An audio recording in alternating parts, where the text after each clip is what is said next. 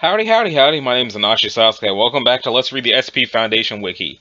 In the last episode, we read all the way up through the Recorded Man, and this one we're going to start with Color Draining Light, and I haven't decided whether or not I want to read 5 entries and stop, or if I want to try to make it to Wendigo Skull.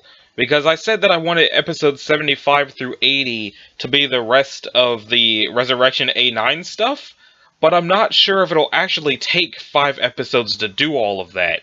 If it does take 5 episodes, then I want to try to do more than 5 entries for this. But if it takes less than 5 episodes, then there wouldn't really be any reason to do more than I need to for this episode. But since I didn't do like any sort of checking ahead to see how long it would take, I'm gonna start at the Color Drain Light, and I'm gonna go, and depending on how long 316 through 320 are, I might keep going, at least until Wendigo Skull, because I'm really curious about that one. So, well, it's safe. Let's see. SCP-316 needs no special containment other than to prevent misuse by unauthorized personnel. Those operating 316 should wear highly reflective full body wear to prevent accidental exposure. And what was it called again? The color what? The Color Draining Light. Personnel privy to sensitive information should be kept out of visual range of 316 due to its ability to induce a suggestive state. What's suggestive about not having color? Okay. 316 is a bronze-aged carbide lamp. The casing corresponds to no manufactured models and appears to be homemade. The bulb is ordinary and can be replaced without impeding the function of 316. Internal circuitry of SCP-316 is constructed of an unknown metal rather than copper. The casing has a battery compartment which takes 2 D batteries. 316 does not function unless 2 D batteries are in the battery compartment with their positive ends facing each other. When switched on, 316's bulb emits a nearly opaque beam of white light. No non-reflective objects and materials in contact with this light have their molecular structure rearranged into patterns which homogenize reflected photons, distributing their wavelengths equally throughout the visual spectrum. Effectively, over approximately 6 cumulative seconds of exposure, affected surfaces lose all color, retaining shades of gray of the same luminosity as the original surface. Reflective surfaces remain unaffected, but appear to stop 316's light rather than reflecting it. 316 has a temporary but more drastic effect on living or sentient organisms. Its effect is spread evenly across an organism, even internally, as long as part of the organism is exposed to its light. Effects set in over approximately 27 cumulative seconds of exposure and gradually wear off over the next 24 hours. In addition to loss of color, most affected organisms experience the following: color blindness, low body temperature, low energy, slowed movements, monotonic slurred speech, inattentiveness, short-term memory loss, apathy, lack of aggression, negligible emotional response, passive cooperation with instructions, relative lack of desire to lie or deceive, and limited capacity for foresight or creative thought. After recovering from the effects of 316, most subjects report symptoms of nausea and depression for up to 1 week. Almost all subjects, once recovered, volunteer their displeasure at having been exposed to 316 and may violently resist further exposure. Cross-examination between 316 and uncooperative living SCPs for the purposes of pacification has been approved. Addendum A. 316 was recovered from the residence of a colorblind man arrested for counterfeiting in Blank, Texas. The man had reportedly attempted to pay for items at a convenience store with colorless bills. A Secret Service investigator noted the apparent quality and validity of the bills as well as the ink's chemical equivalency with federal ink, and the Foundation investigated. The subject's house was mostly colorless as it seemed he had been using 316 to navigate at night. Neighbors reported the subject to have been withdrawn and depressingly dull. Subject was terminated and his property destroyed. Okay, that's a bit extreme. Experiment log 316. How many experiments did they do? Let's see. They use it on 213. Full effects of 316 confirmed after 25 seconds of exposure. 213 exhibits normal symptoms of exposure. Still able to disintegrate matter when ordered to do so, but to a diminished extent with approximately 9% normal speed. Testing concluded after recovery shows a willingness to comply with Foundation commands to avoid future exposure to 316. Note, my heart nearly jumped out when he started melting matter, but scares aside, this test has proven very useful. We can use 316 to ensure cooperation when these SCPs disagree with us, and then hold it over their heads like a whip when they think of doing it again. Okay, so, full effects of 316 confirmed after 30 seconds of exposure.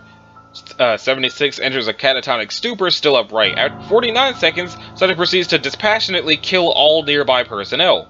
Kill switch activated remotely by Dr. Blast. Assistants to Dr. Blast note him hammering kill switch frantically for up to 16 seconds after 76 was pacified. Testing suspended. After revival, when questioned, 76 remarked that 316 had made him feel extremely bored. What else was I supposed to do? Note, Jesus! I guess monsters don't react the same way to this thing. It's a good thing I opted to stay in Site 17 during the procedure. Note, Dr. Blast will be supervising all further 316 testing remotely. So let's see, 56. Which was 56 again? It is... Oh, is this the love thing that just looks however it wants? Okay. Also, there was a data expunged right here, so experiments 3, 4, 6, and 7 are expunged. Okay, so 5. 56 changes into a gray replica of one of the researchers in the testing room, shifting between several of them as tests are conducted. Personality and effects of subject remain unchanged, only the physical form appears to be affected. As researchers read out results for Dr. Blast viewing remotely via camera, 56 takes the form of Dr. Blast. Microphone in Dr. Blast's area records him shouting an expletive and falling over with his chair. Testing concluded. Nobody told me this thing could breach camera transmissions! I've probably been mentally breached as well. I can feel it already. Damn it! My head's probably going to explode. Bleep. Redacted. This thing can destroy brains, right? Who the hell designed 56 containment procedures anyway? Damn it, I can't move. I can't fucking move. We'll be down in the infirmary, blank. Hurry! Medical personnel found no physical or mental problems with Dr. Blast. Research assistant blank has requested a transfer. Data expunged. 343, who I've not reached yet. Data expunged a blank blank blank riots in Italy, which data expunged effects of blank blank in Site 17. Dr. Blast informed of results after regaining consciousness. Further testing attempts suspended. Note, as we informed you the 6th time, Dr. Blast, under no conditions are we approving your emergency transfer request. 05 someone.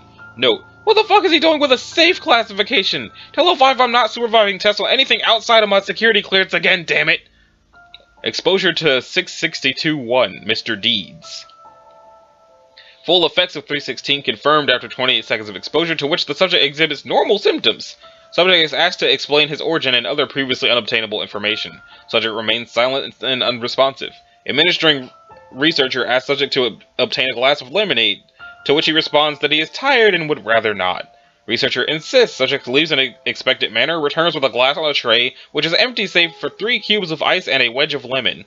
Upon questioning, subject responds that he was thirsty. When dismissed and summoned again with 662, subject returns free of symptoms and immediately apologizes to researcher for his unprofessional conduct. When asked about the effects of exposure to 316, subject replied that they were unpleasant. Testing included. Note, cheeky bastard! Awaiting declassification. Okay then. Experiment of Dr. Blank Blast Blank. Testing. Okay then. Wonder who he is. Dr. Blast's S personnel file.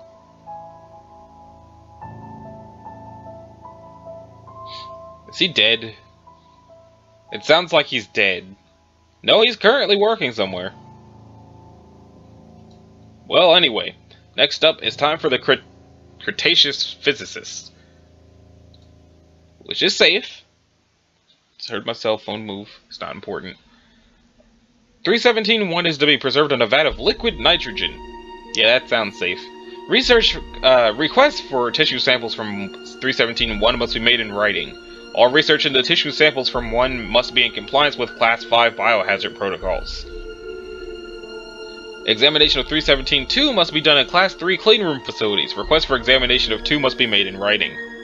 3 has been disassembled. The parts are stored in blank separate locations. Requests for examination of 3 must be made in writing to 2 separate 05 level personnel. No 2 components of 3 may be brought within 100 kilometers of each other. Okay then. 1 is the cadaver of a sapient reptilian entity tentatively identified as a previously unknown species of Pachycephalosaurid. Okay. Subject was bipedal, female, and 3 meters tall, and wore clothing made from synthetic polymers. Subject also wore corrective lenses. Subject was largely herbivorous, ate plants, and had prehensile digits. Subject's metabolism was adapted to a higher atmospheric oxygen content, and therefore subject wore a respirator device when not in its quarters. Biochemical analysis post-mortem, these things, confirms that one shared common ancestry with current Earth life. Autopsy records are available in Archive 317B-360-85. Why can I not read numbers today? Like, at all. In the 45 days between its arrival in Foundation custody and its death from a lactobacillus infection, one learned to communicate via a combination of sign language, crude vocalizations, and drawings.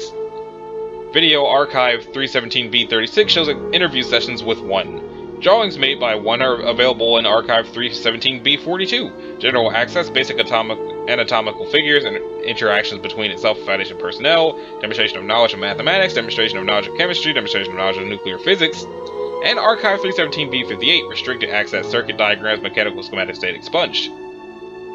2 is the personal effects of 1. A tunic, a robe, a tool belt, 6 tools, corrective lenses, an oxygen mask, 3 empty oxygen tanks, a fire-damaged document pouch made from synthetic polymers and its fire-damaged contents, and a fire-damaged digital camera, whose contents were unrecoverable. 317.3 is the fire-damaged remains of what it is believed to have been a time machine, which 1 was attempting to repair at the time it was taken into custody by the Foundation. Preliminary testing of the intact components revealed data expunged, at which point all testing was halted and 3 was disassembled. Notes: there's something wrong with this one, people. A technological civilization should have left some trace in the stratigraphic record. If there was a Holocene epoch before us, where did the evidence go? Dr. Blank. It's not just the complete lack of trace in the fossil record, it's the species. How could it have been that developed intelligence? They were at best average for Cretaceous fauna.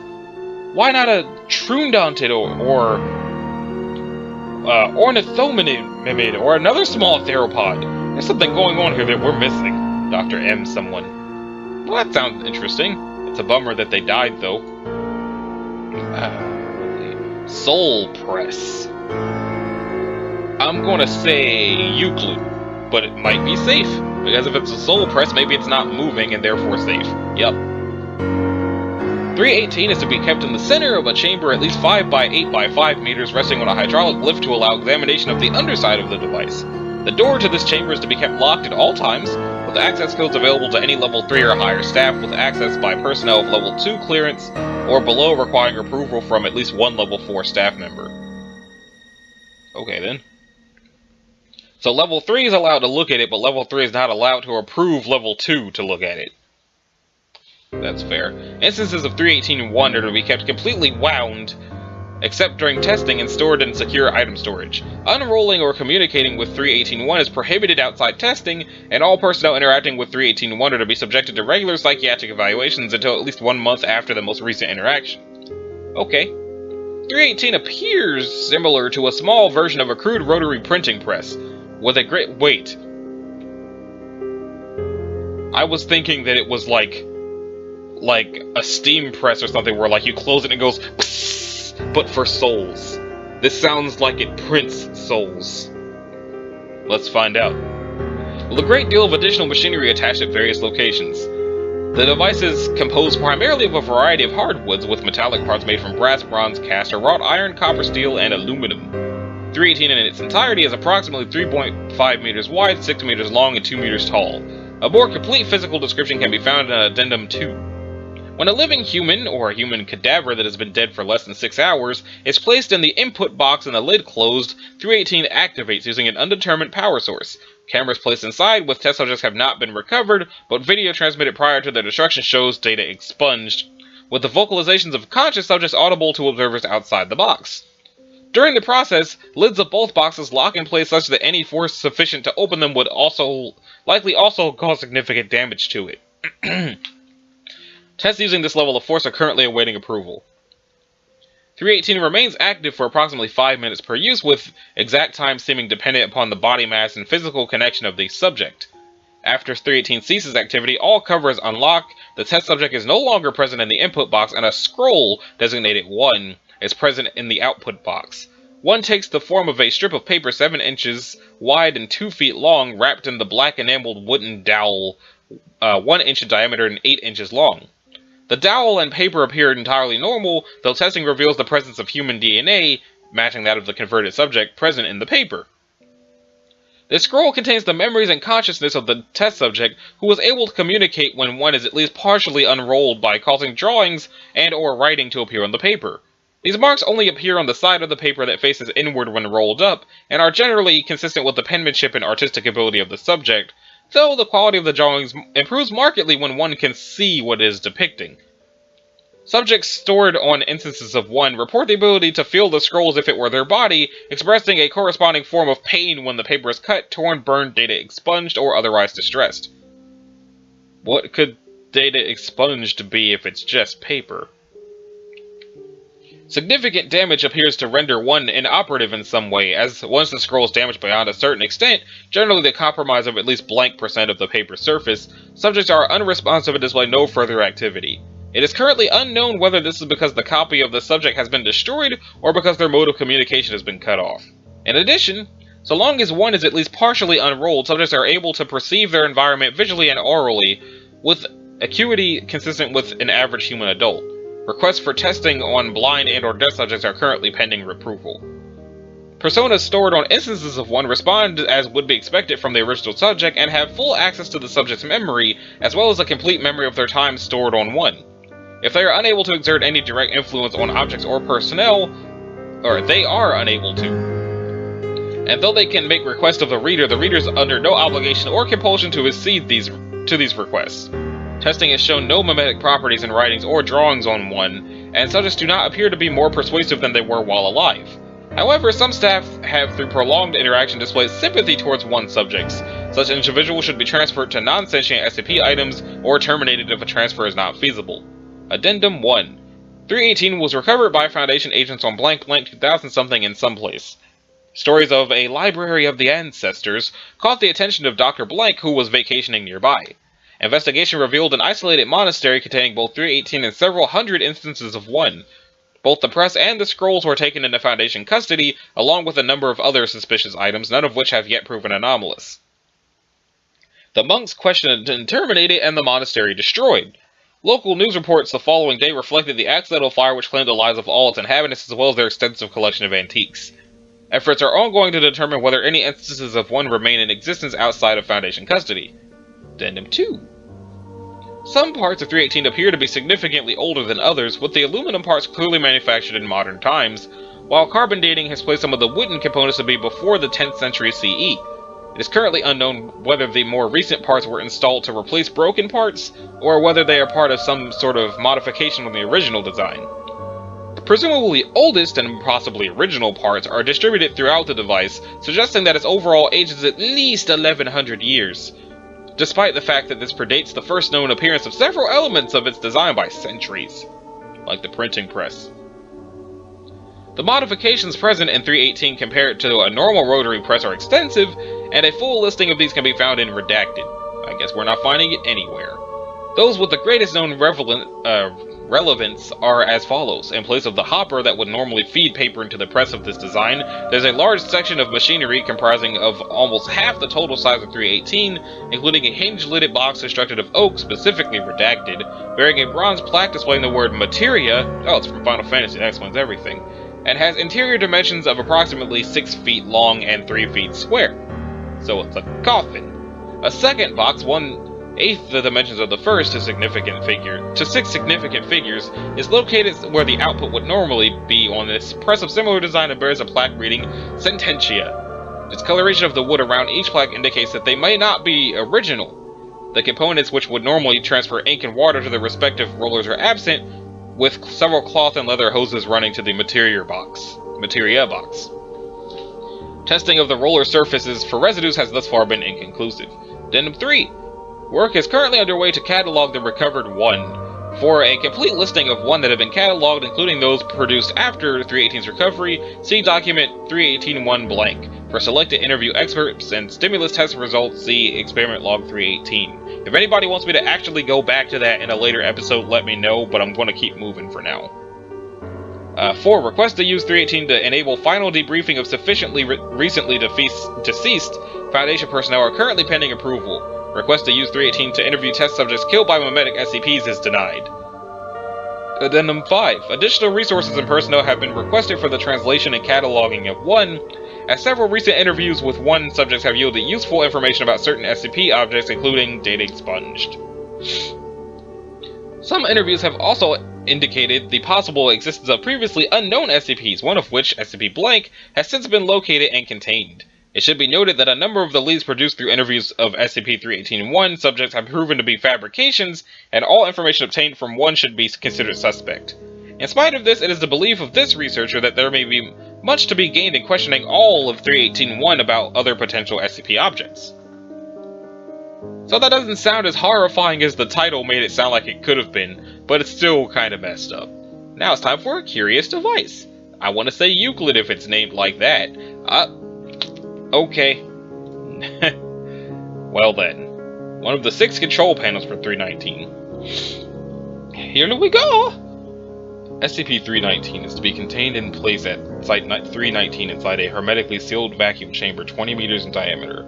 The chamber housing SCP-319 must be insulated and the surface temperature controlled to present an absolutely uniform thermal gradient.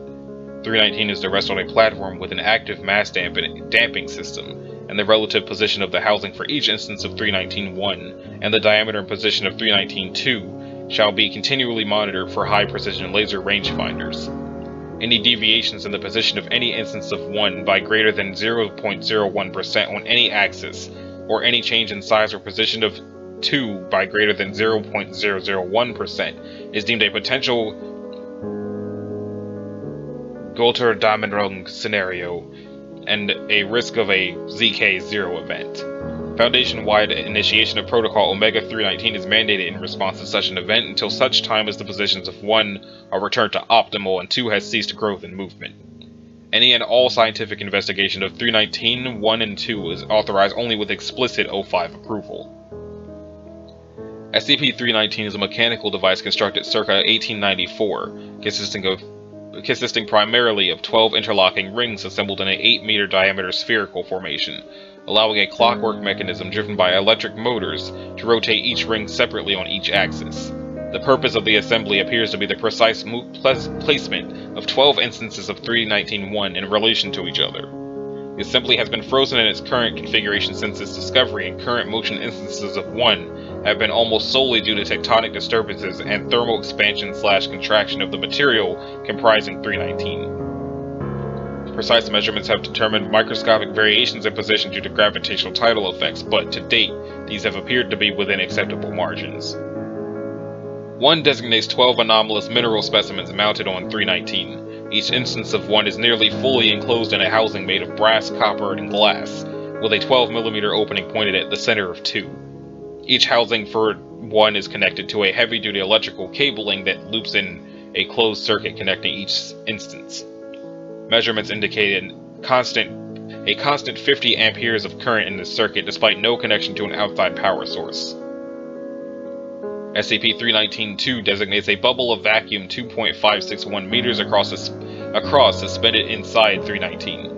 2 appears to be in a lower energy state than the surrounding universe. Because of the alteration of physical constants within this bubble, any matter and energy entering this bubble is annihilated, as their quantum structures are incompatible. Current theory predicts that the existence of 2 should catalyze a vacuum metastability event, resulting in the expansion of the boundary of 2 at the speed of light, bringing the vacuum state of the surrounding universe down to its lower energy state. This would represent a ZK-0 reality failure scenario. The universe would continue to exist, but would not only cease to support life as we know it, but would fail to support chemistry as we know it. The expansion of 2 appears to be held in check by the precise positioning of 1 around it. This is supported by the fact that any recorded movement of 1 allows 2 to grow by varying amounts. Over the past 50 years, vibrations and thermal expansion have moved 1 enough to allow 2 to enlarge by 0.redacted meters in diameter, meaning that at its current rate of expansion, in blank years containment will fail as the outer boundary of 2 intersects the innermost ring of 319. Selected excerpts from the journal of Sir Bandon Lawhead Smythe, recovered with 319. August 12th. I found myself pleasantly surprised today when word arrived of a shipment from England. It appears my rival was as good as his word, living up to the terms of our wager. It seems that day, 6 months ago in the Explorers Club, Lord Blank was not boasting of his accomplishments. Now, if I'm not to be made a liar, I shall have to make good upon my own claims. August 15th. The specimens are exquisite if one could rightly describe such unnerving carvings so. 10 to match the 2 I had already acquired. If Lord Blank experienced half the travails acquiring these as I had my own, I owe the man an apology, even if it must be deferred until after I complete my own expedition. September 8th. Success! Long study of these odious cults has borne sweet fruit indeed. As I suspected, these stones are much more than primitive fetish objects for the worship of savages. The stories of their star-born origins and the exotic nature of the material, they told me that they were much more than that. Something in me finds it almost blasphemous that some ancient hand saw fit to defile such unique material by shaping it into such unclean geometries. November 12th. The solution was within my grasp all along. The stones, when lit, show a negative potential, and when shaded, positive. A simple copper enclosure tipped on one end with a mercury tube can induce a current in the stone more than enough to power itself and the surrounding mechanism. January 10th, 1894. The workers have all left the cavern. The machine is complete. I will mount the stones today. Soon my feet will step beyond where anyone at the Explorers Club, even Lord Blank, could ever dream of going. January 30th, 1894. Today I have opened a door beyond our universe. My study of a dozen perverse cults have allowed me to divine the precise positioning of the stones. Savages chipped these otherworldly relics into a dim likeness of their gods, whereas I, Sir Bandit Lawhead Smythe, shall walk across the threshold to greet them. Once I have completed writing this entry, I shall don my protective suit, pass through the locks into the airless interior of the vault where the black door awaits me. When I next write in this journal, I shall have traveled farther than any man on the face of this earth, including the good Lord Blank. Last entry, journal ends. He probably disintegrated. So, that brings us to the Higgs Field Acceleration Manipulator. Let's check it out. So, when not being researched, 320 is to be carefully, slowly lowered onto its 6-meter cubed solid foam transport tray, which is in turn slowly lowered into a 37 metric ton stabilized vault. These precautions are designed to provide a buffer of lightweight, safe material should 320 be accelerated beyond control, and to keep 320 as motionless as possible during containment. Okay then. 320 is a small glass sphere which affects normal Euclidean space when accelerated along any line of motion. The ball of glass itself is just over 10.4 centimeters, 4.1 inches in diameter, and 1.1 ounces in weight. Light reflection experiments and computed tomography scans have proven that 320 does contain a hollow vacuum. No physical tests have been able to explain why 320 reacts with space-time in the manner that it does. As 320 accelerates, its mass and gravitational effect on matter and space around it compound exponentially in relation to its acceleration.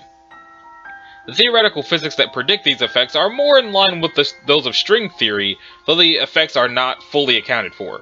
As the ball speeds up, it is surmised that a possible theoretical Higgs field becomes bunched up and drags against it, observed as an increase in mass. This is both in line with and against Einstein's theory of relativity, governing matter's limit of speed. A second theory claims that while at rest, 320 houses an uncollapsed singularity. Oh. When in motion, the uncollapsed gravity field folds in upon itself, strengthening it. As normal matter accelerates towards the speed of light, its own mass becomes the limiting factor of its own speed, slowing it down, making it harder and harder to accelerate from an observer's point of view, as if drag was acting upon it. In a similar sense, the mass of 320 slows its acceleration, but does so in an unexpected, unique way. At rest, the mass of 320 is normal and thought to be acclimated to the rotation of the Earth around the Sun, and the rotation of the Sun around the galaxy. However, moving 320, i.e. accelerating it from any stop or constant velocity, causes the mass of the sphere to increase at an exponential rate, increasing its relative gravity but not momentum. This means that while in accelerated motion, normal matter in the general area of 320 is pulled toward and in the direction of motion of the sphere, also resulting in violent winds and large-scale devastation in the wake of 320's trajectory. Though it has been too dangerous to accelerate 320 towards its speed limit, Through mathematical extrapolation, it is believed that the fastest 320 is able to travel would be a maximum of 125.5 kilometers per hour to an observer before its own mass halts its acceleration. Though the observed increase in gravity is attributed to an increase of mass of 320, the effect is considered to be only relative, as 320's momentum is not representative of a mass greater than that observed during its resting state. In other words, any object being struck by 320 while it is in motion experiences a simple collision as if it was a hollow marble and not the effects of being struck by a small singularity. Spectrometer testing of the glass composition of 320 reveals a high concentration of manganese oxide reminiscent of crystalloglass. Calcium oxide has helped to protect the clarity of 320 from corrosion over the last few hundred years. So, a computerized image of how 320 affects the theoretical Higgs below as it is dropped. The second theory of an uncollapsed singularity while 320 is at rest. 320 was launched through the window of this home, resulting in a localized implosion. Okay then.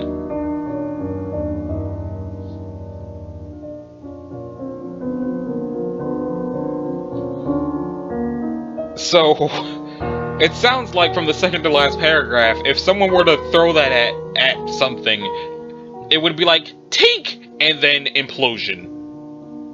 Okay then. So, next up is Child of Man, Grow Your Own Castle Kit, and Wendigo Skull. But this has been going for half an hour, and I feel like maybe that's a good stopping point anyway.